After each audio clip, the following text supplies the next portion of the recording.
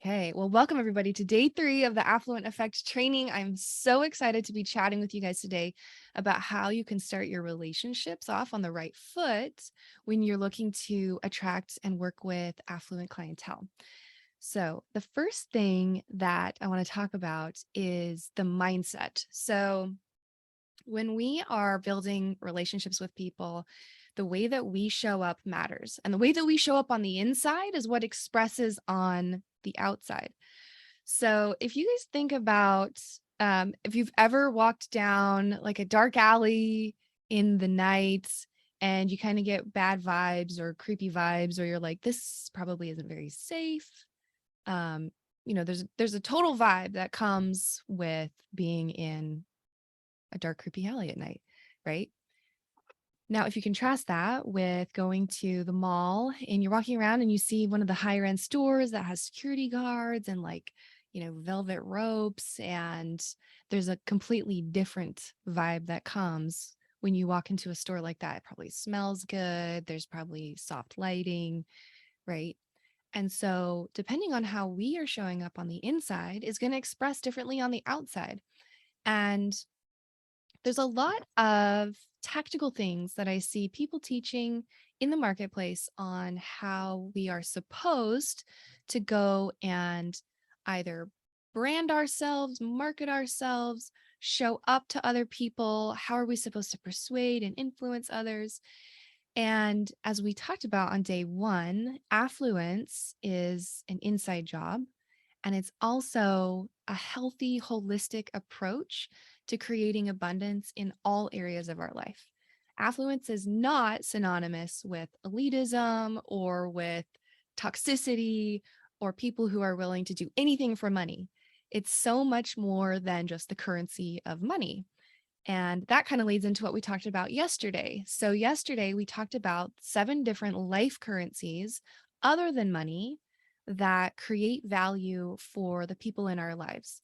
And then we also talked about the 6 different human needs that we all have as people, and how when we can meet one or more of those needs, in fact, the more that we can meet the different needs that people have, the more likely it is that we're going to be able to persuade, to influence, to attract, and to maintain a relationship with somebody.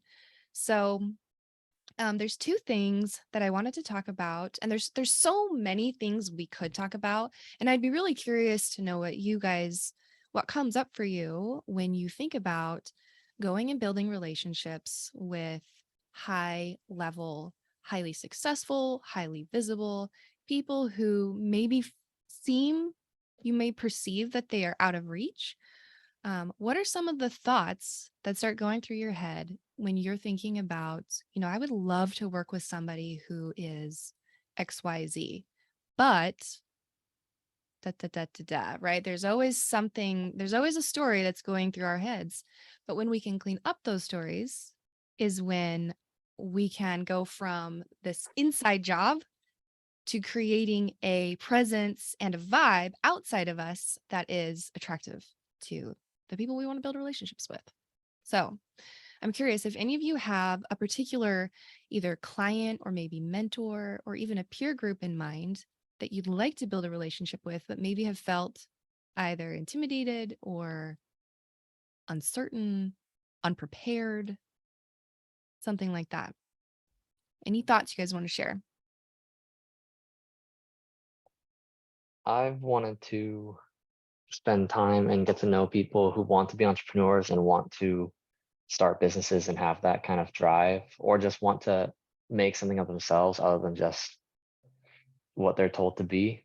But I've never in my life met those people.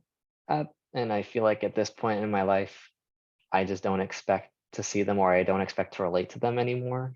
I guess I just feel more distant since they would have a lot more background and knowledge than I would have at this point at their age. So now I'm just kind of nervous to meet them. Okay, so that is so interesting. Um, I'm glad. Thank you for saying that, John. And it's very interesting that you said that you don't expect to meet them or get along or kind of jive, which is so what you said. I think it was on Monday, maybe. So Sean is studying to be a doctor and is finding that the community that he's around is, I don't know, how would you describe it, Sean? Not boring. Maybe not super high achievers or committed to creating something outside of status quo. Yeah, I describe it, I think it's the word complacent. I think they just Okay.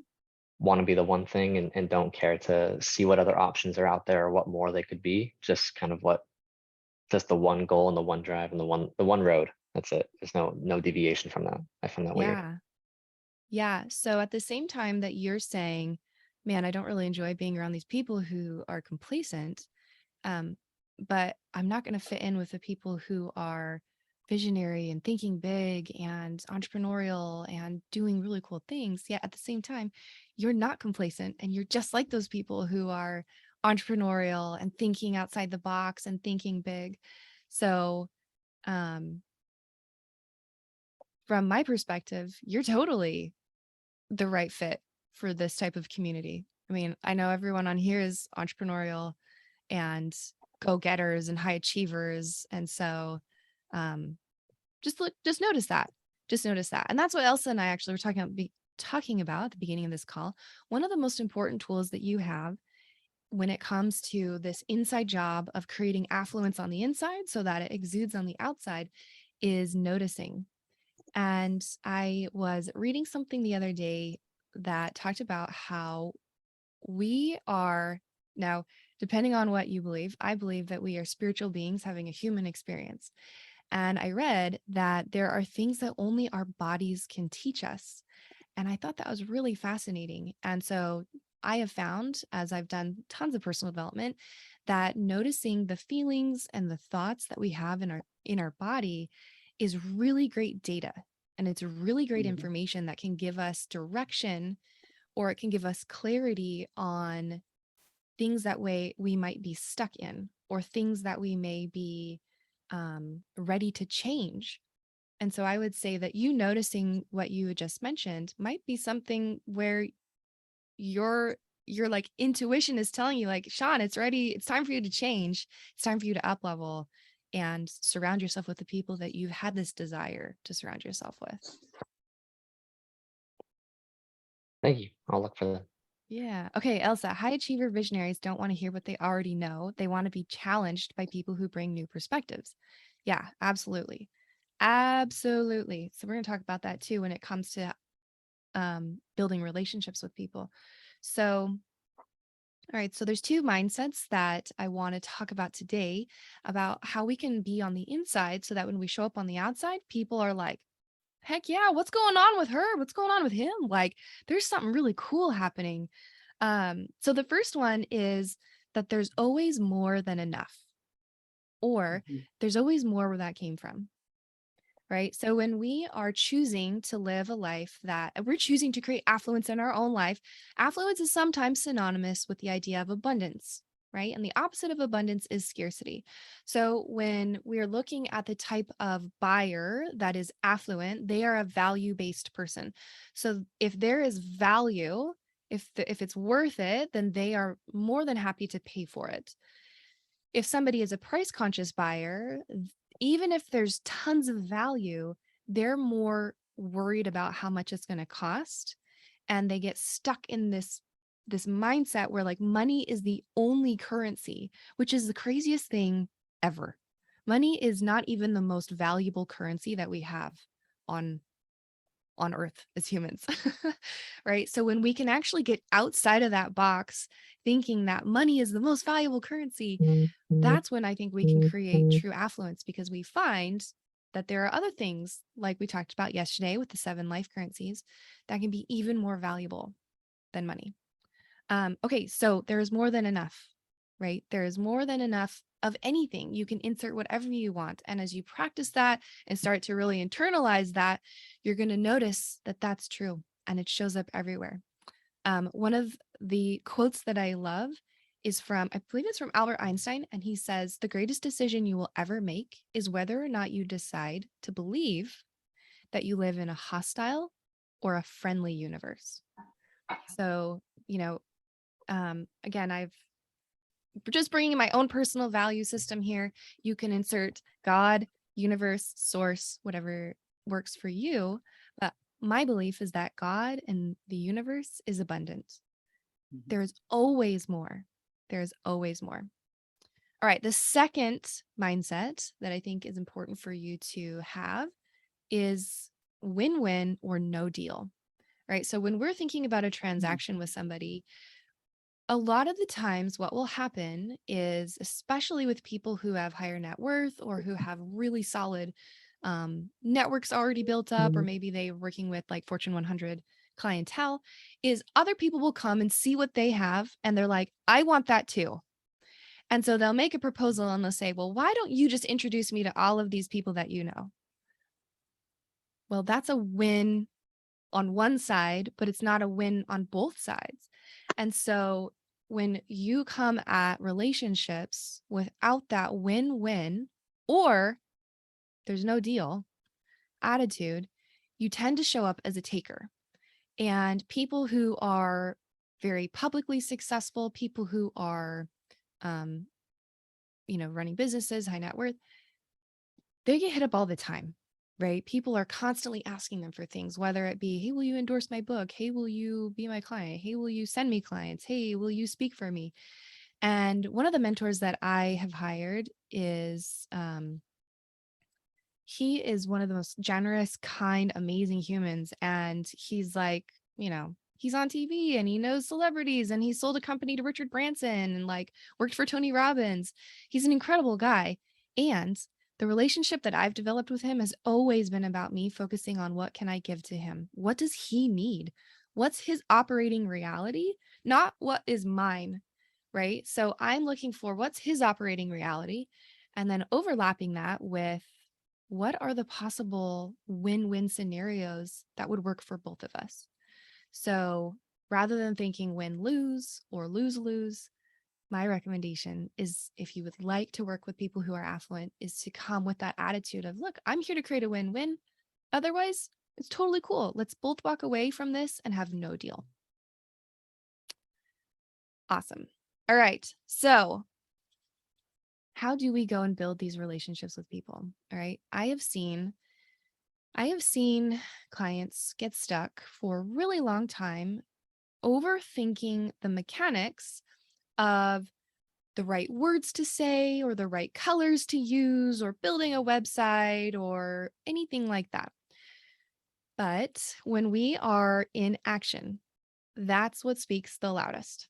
All right. So, action is what creates learning for us. Action is what creates feedback for us.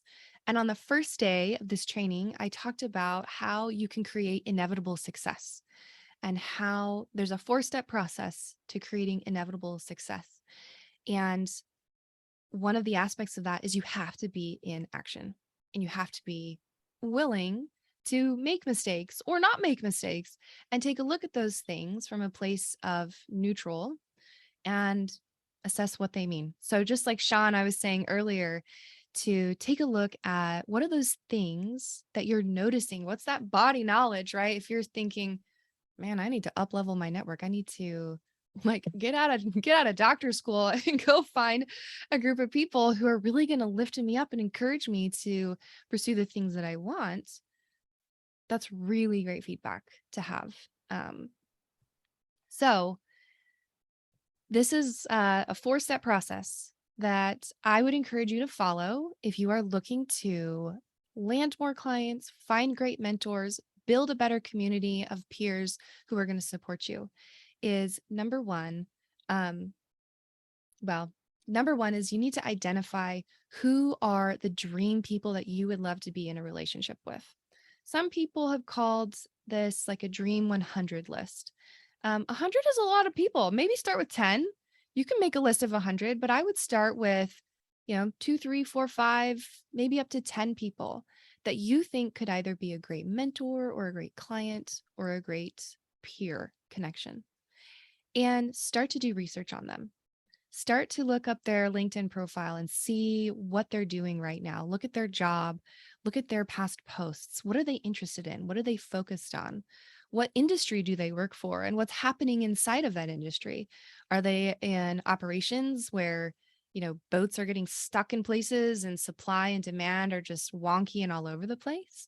Because there are very real challenges that are presented for people who are in that industry, right? Or are they in, say, education? The education landscape is completely changing, just like healthcare is changing, just like real estate and investing is changing. So the more you can research and understand them and get inside of their operating reality, the easier it's going to be for you to have a relevant and intellectual conversation with somebody. Um, yeah, okay, I just want to read what Elizabeth said because I love this. Elizabeth said, just the fact that you're here, Sean, speaks for itself. Kudos to you. And you will find that you attract more of who you are looking for as long as you continue to be open to allowing them coming into your life. 100%. There is always Thank more you. where that came from. Yeah. Awesome. All right. So number one, we have to be really, really curious about people. And, you know, it's best if you can do research about somebody before you go connect with them. Like if you're going to a conference or an event or a gala or a networking group or a party or anything, and like, oh man, so and so is going to be there. I really want to connect with them. Here would be my advice: walk up to them and you would say, I don't know, who's an example? We need an example. Hey, Tom Hanks. I'm going to do Tom Hanks. You know why? Because he is on my bucket list. I would love to meet Tom Hanks. So if I were to go up to Tom Hanks, maybe it would look something like this. Hey, Tom, my name's Natalie Champlin, and you don't know me, but here's what I do know about you. You've got this movie coming out, you've got this project going on, and I think that you need XYZ. Are you looking for that? Or am I wrong? Okay, so obviously I've like done some research, right? I've been investigating this person and I know something about them and I know something about their needs. So that's one way that you can introduce yourself and start a connection with somebody. Um, and when you are creating connections with people, you need to be really curious about them. Ask them all the questions. Make it all about them. If you look at the 6 human needs that we talked about yesterday, um, people are like a big fan of feeling connection, right? They're a big fan of feeling significant or important. Those things make us feel good. We're humans. Even people who are, um, famous or successful or we perceive to be those things, they're human too. They grocery shop, they have problems, they have diapers to change, they have all those things, right? So see them as human. All right. So that's step number one, is to be really curious. Okay. Number two is when you are sharing about yourself, share without any expectation. So I don't know if any of you guys have been on phone calls where people are like, hey, let's connect for 20 minutes. You seem really cool. We have common goals. And you're like, sure, that sounds great. And then they start talking about themselves and they start talking about their programs and their clients and what they do. And then what happens is they misdiagnose and they prescribe their solution and they say, oh, well, you definitely need to join my blah, blah, blah. I've had that happen to me multiple times and it is the biggest turnoff ever. So do not ever do that to people. Don't ever prescribe without properly diagnosing. And B, on the first interaction, I wouldn't recommend prescribing anything at all other than a secondary meetup. Because when you're building relationships with people who are affluent, you do need to build trust. I have a friend who is very, very, very wealthy. Her father is a billionaire. She is ultra high net worth. And, a lot of people will come to her trying to get stuff out of her or trying to use her to get to certain people. And it's a huge turnoff. And it is hard to build trust if if your intentions on the inside are bad, right? And one of the best ways to build trust is to get introduced by a mutual connection who they already trust. Somebody who is in their inner circle who can vet you is by far the best way for you to build relationships with people who are affluent. All right. Can I So, add on that? yeah, totally. Go for it.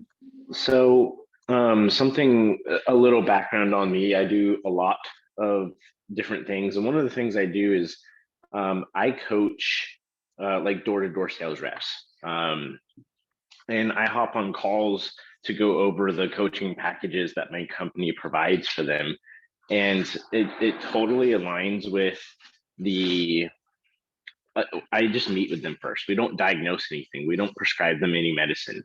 They hop on a call with me, and that call is like 80% trust building, and the other 20% is just finding out what's going on and what they might need to be prescribed for our next appointment. And we've seen a ton of success doing that. So I just thought I'd add that little tidbit in. That's awesome.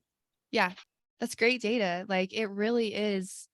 I mean, I feel like there's this massive shift that's happening in the world in so many different ways, and particularly when it comes to business and marketing and service providers. And people are really, in addition to craving connection from the lack of connection during COVID, I think there's a massive craving for authentic, real, trustworthy, honest business to be done. And a lot of people have chased money and status and this feeling of being elite and better than. And it kind of is a house of cards. And at the end of the day, relationships are what matter most, whether that be with the people that we love, the people that we have fun with, the people that we serve. Our relationships really, really matter. And so, um, to take it, um, to not be transactional with people, I think is a really attractive quality. And I think it also, you stand out in this like very, very noisy um, world of marketing and sales. So awesome. All right. So number one, we talked about be really curious and we talked about some ways to do that. Number two is share about you without any expectation. All right. So no pitching. I mean, unless it's a genuinely good fit, don't do it, right? Like be open to that. There's always enough, right? There's more than enough, and you're looking for a win-win or no deal. Um, and you cannot know what a win-win is unless you have a relationship and a dialogue. And one of the things I always say is that the conversation is the relationship. And so always being in conversation and building that relationship through conversation is really important.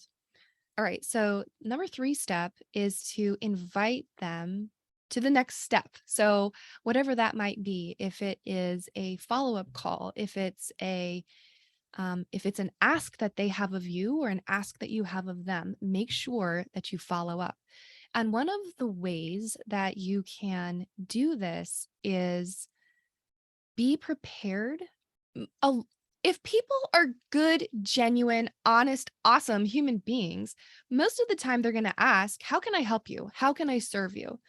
And here's my rule. You are not allowed to say, I want introductions to clients or I want introductions to people. Like, keep it away from the idea of like, do something that will help me make more money.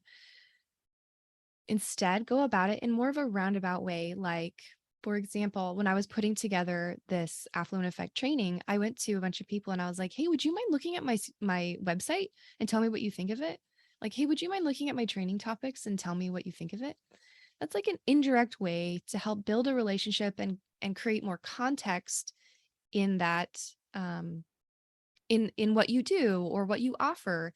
And it's a more benign way of um, I don't know, building rapport and kind of creating more awareness about what you do.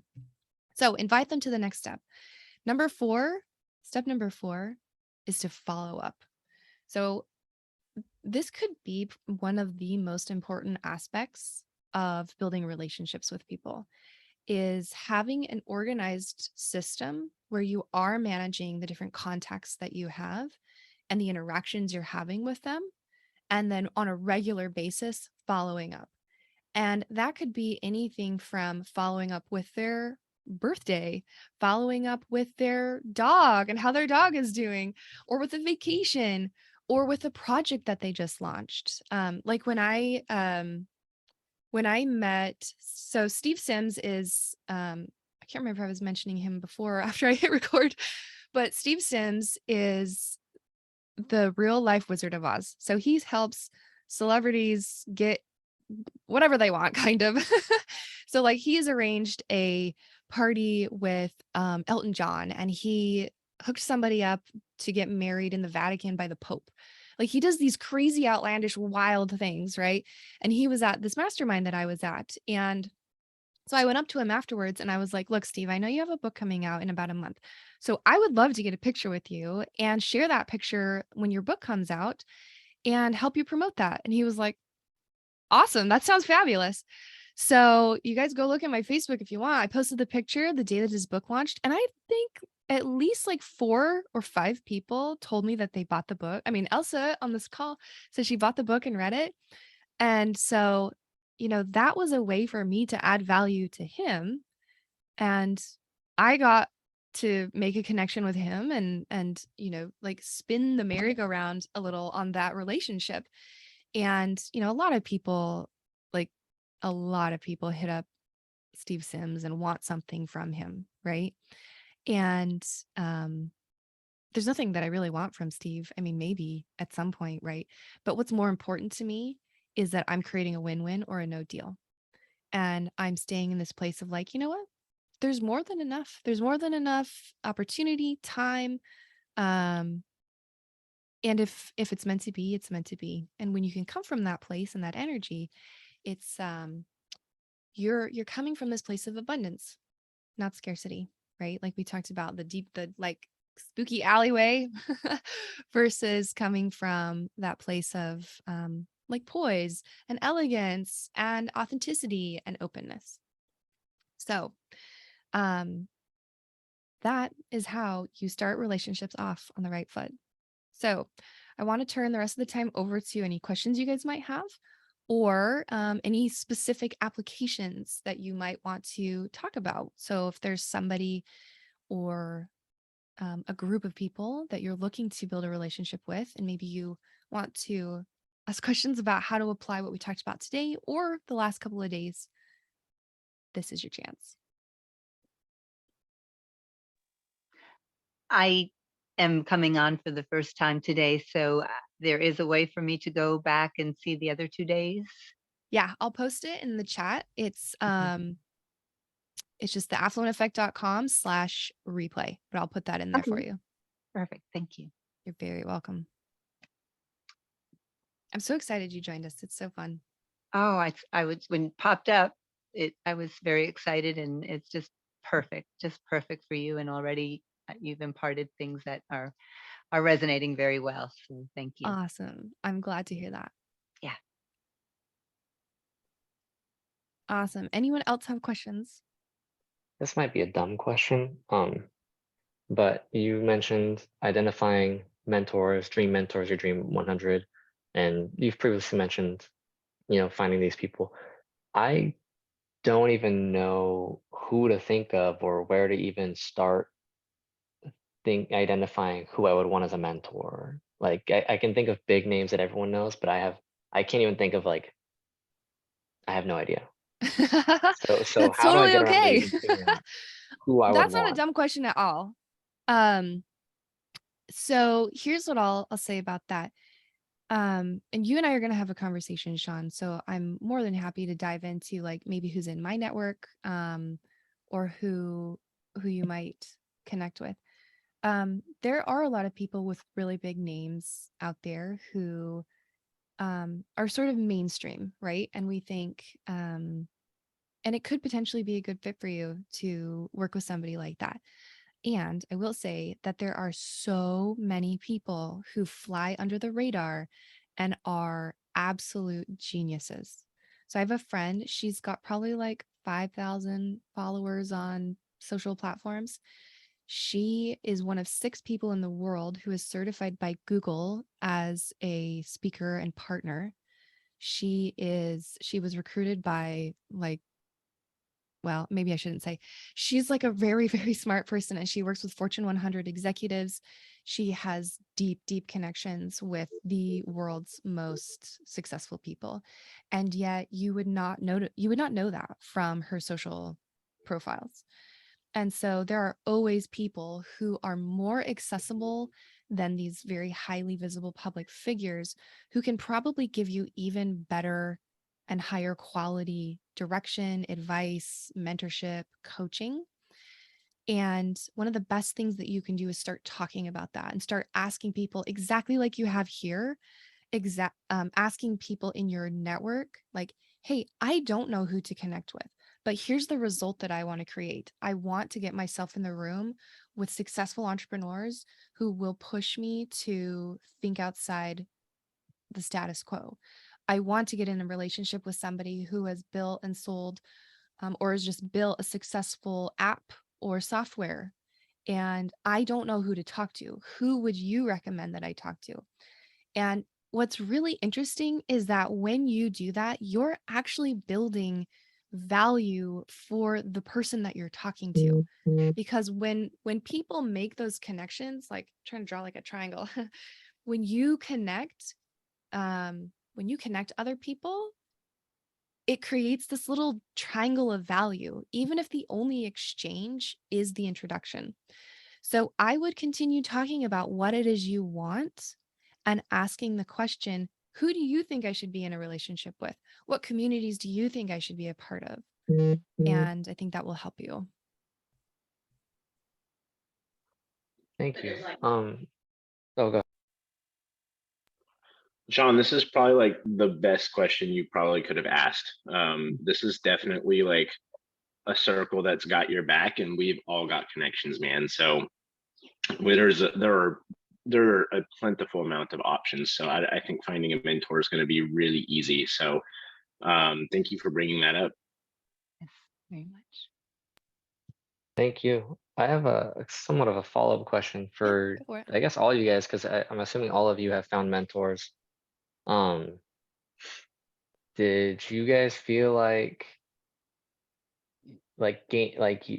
when starting your businesses, that getting that mentor is when you kind of really got momentum for starting that? Because I feel like I'm pushing a boulder up a hill trying Mm. to figure out what I'm supposed to do. So I keep feeling like if I get a mentor, maybe that'll just make everything easier, but I don't know if that's truly the case or if it's just always going to be that boulder. And then when finding those contacts, finding one initial person that had some influence that was able to help you, that you really helped them, did that just kind of snowball into finding more people, or is it always just personally just learning to reach out to new people? So I would love to hear what everybody thinks, and I'll give you my 2 cents on that. Um, I think that the act of getting a mentor itself is not what creates momentum. It's you taking action. Yeah. And it's you being open and willing to make mistakes, to be wrong, to be messy, to be like a scientist and have a hypothesis and say, you know what, I'm going to go test this and I'm going to go see what happens. And for me, I think the snowball effect, particularly when it comes to my relationships, is the more that I am in conversations with people, telling them what I genuinely, truly want, like literally from my heart, and not hiding it, not masking it, and not feeling not good enough, is that people rally around you. And all Mhm. of the sudden, people come out of the woodworks. They start making connections for you. They start thinking about how they can help you. Because when you're surrounded with a community of people who are givers, who think win win, and who are abundant and say, there's always more, there's room for all of us, that's when things start to snowball. But you have to use your voice and you have to be vocal and say what you want. I'd love to add something to that, if that's okay, Natalie. Please do. Yeah. So I know for me, it became when I stopped holding so tight onto what I thought I knew. Being allowed to play with things, allowing myself to be wrong, allowing myself to completely suck at something, just be really curious and realize that if I sought out a mentor, then get out of my own way and actually listen to what they have to mentor me on. Because sometimes we say, oh, no, it can't be that easy, or it can't be that, or it can't be this. Well, why do you even ask if you don't want to hear? So I totally believe you, Natalie, that you've got to get out of your own way. You've got to step out and say, I'm here to learn. I'm here to be a sponge. I'm here to absorb everything I can. And also be surprised when you realize you might have had one goal, and when you start getting all those pieces of information, that you might take a turn and go in a totally different direction and just see what happens. Yeah, totally. I want to add on to that. So that it's so valuable. Like what Elsa said is so valuable. And I will admit that it's hard. Like it's not necessarily easy to be open to things, because you sometimes don't even know what you're not open to. And I've had some experiences in the last month that have been like literally completely changed me in ways that I like literally never imagined. And I have a really good imagination. So I was so surprised, but those experiences have opened up. It's like all of a sudden the world I was living in seems like it was black and white, and now I'm living in color. And so I would say, and I think I talked about this on day one, but where you're coming from on the inside is so important. And do you remember on day one, Sean, when I was talking, I think it was day one, when I was talking about listening to the instructions on an airplane, like the safety instructions, and how there's two ways we could listen to those safety instructions. One is we're just sitting there and we're like, wait, what? Like, take your headphones out. You're like, what's going on? I'm going to go back to playing my game, or, whatever I'm doing. And you're not there. You're checked out. You're half awake. Like you're half awake to life, right? Okay, then there's the other option where the wing is on fire. And in fact, it just broke off. The captain is like, you need to listen to the flight attendants and do exactly what they say, or you're going to die. Right. And all of a sudden your body engages and you are not thinking, you're just simply acting, and you're using this instinct, and you're like, hey, I'm going to find the like parachute, and I'm going to like move my left foot and move my, like, you're just taking action. You're just moving, and you're moving because the thing that you're going to do is stay alive and survive that plane crash. Like there are no other options. And so when you can show up to life like that, and you're like, okay, this is what I want. Like I deeply, truly want this. And there are no other options. I don't want there to be other options.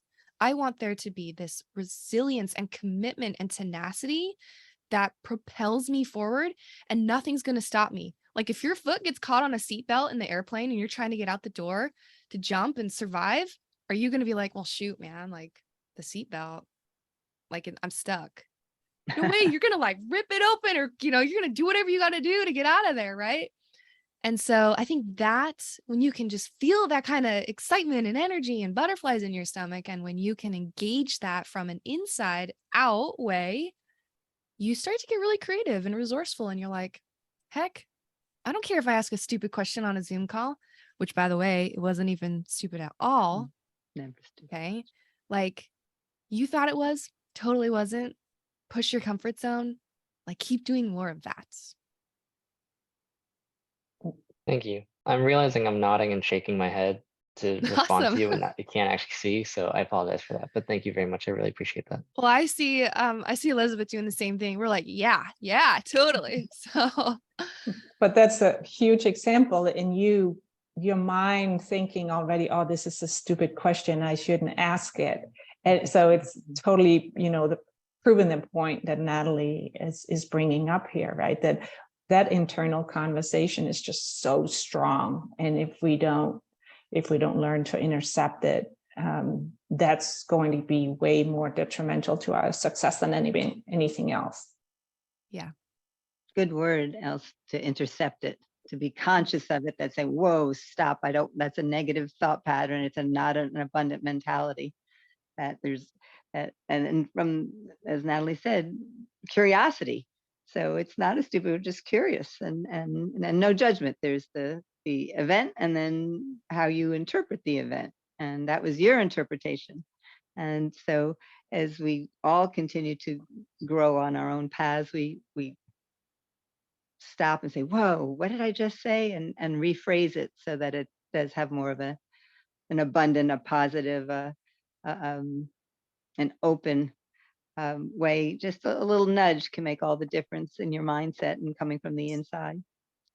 And there's a Chinese fable about a stallion where the owner, the point of it, I won't tell the whole thing, but the point of it is there's no such thing as good or bad events. It's whatever you make of it. You don't know the outcome until you start making thoughts about the outcome. Right. Yeah.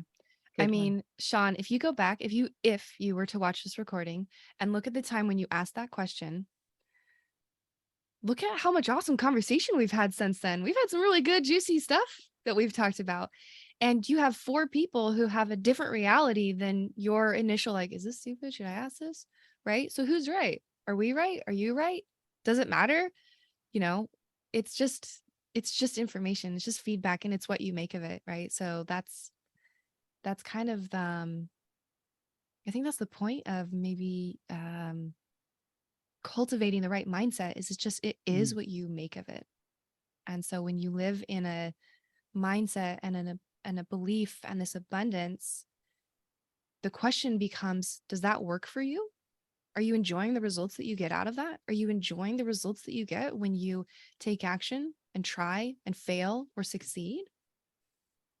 Or would you like to live and not try and maybe play it safe, sit on the sidelines, assume the identity that everyone wants you to have or thinks you're supposed to have? Or do you show up and be the creator and decide, you know what? I'm making win-win out of my life, because for me, it's win-win or no deal. So. Thank you. I am very grateful for the discussion that was sprung from that question. So this was a really uplifting experience. I Yeah. can See, tend to you're a be value introverted add. You just added value to this call and to this group. So thanks, Sean. I appreciate that. No, thank you for teaching me and helping me get there. I get a little socially anxious, and so it's good to learn from positive, and I have to learn to be okay with learning from maybe negative or just making mistakes experiences. But yeah. High performance is about getting up faster than anybody else from our mistakes. So awesome. All right. Well, we've got a few minutes left until time. Any other questions, or should we wrap up for today? That's great. Awesome. Okay. All right, everybody. Thanks so much for being here. And thanks for those of you who are watching the replay. If you want to reach out to me, feel free. And I'd love to have a chat. So bye, guys. Bye. Look forward to keeping in touch, Natalie. Take care. Thanks. See ya. Thank you.